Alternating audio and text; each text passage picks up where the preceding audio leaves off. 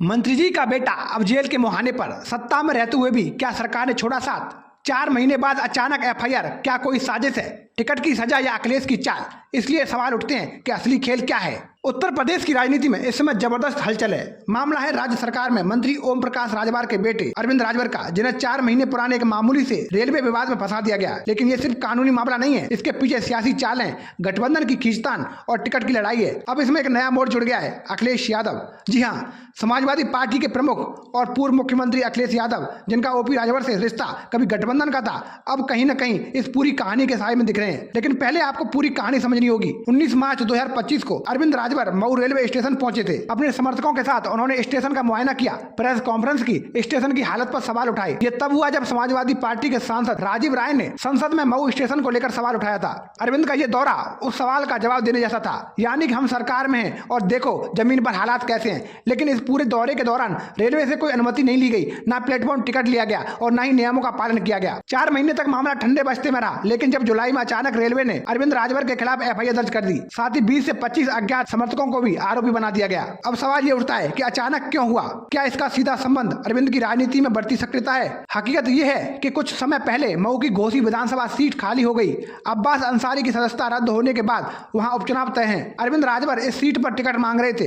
वो इलाके में लगातार सक्रिय थे, सभाएं कर रहे थे, जनता से मिल रहे थे, माहौल बना रहे थे। ओपी राजभर चाहते हैं कि उनका बेटा इस सीट से चुनाव लड़े, लेकिन बीजेपी इस पर खुद दावा ठोक रही है। अब आइए अखिलेश यादव की बात करते हैं। जब 2022 का विधानसभा चुनाव हुआ था, तब ओपी राजभर और अखिलेश यादव साथ थे। सुबह सपा और सपा का गठबंधन था। लेकिन 2023 में ये गठबंधन टूट गया। राजभर एनडीए में चले गए और अब योगी सरकार में मंत्री हैं। इधर अखिलेश यादव ने मऊ, बलिया, आजमगढ़ जैसे इलाकों में अपनी पकड़ फिर से मजबूत करनी शुरू कर दी है। समाजवादी पार्टी को उम्मीद है घोसी जैसी सीटें वापसी का रास्ता बन सकती हैं, यानी सपा भी इस उपचुनाव को लेकर अलर्ट है। अब आप सोचिए, एक और अरविंद राजभर बीजेपी को चुनौती दे रहे हैं, दूसरी ओर अखिलेश यादव की पार्टी भी इस सीट पर दावेदार है। तो ऐसे में क्या मुमकिन है कि बीजेपी को यह डर हो, अगर सुभाषपा का प्रत्याशी खड़ा हुआ तो मुस्लिम राजभर वोट बढ़ जाएंगे और सपा को फायदा हो जाएगा? और क्या ये संभव है कि अखिलेश यादव पर्दे के पीछे से इस लड़ाई को हवा दे रहे हो ताकि ओपी राजभर और बीजेपी के बीच टकराव हो? राजनीति में सीधे हमला करना जरूरी नहीं होता। कई बार आप अपने विरोधियों को आपस में बढ़ाकर भी रास्ता बना सकते हैं। अखिलेश की राजनीति आजकल यही कर रही है। वो खुद शांत रहते हैं, लेकिन सत्ता पक्ष में दरारें पैदा करने में लगे हैं। अब दूसरी तरफ देखिए, ओपी राजभर के बेटे पर केस होता है और करनी सेना जैसे संगठन को खुलेआम धमकी देते हैं और उन पर कोई कार्रवाई नहीं होती।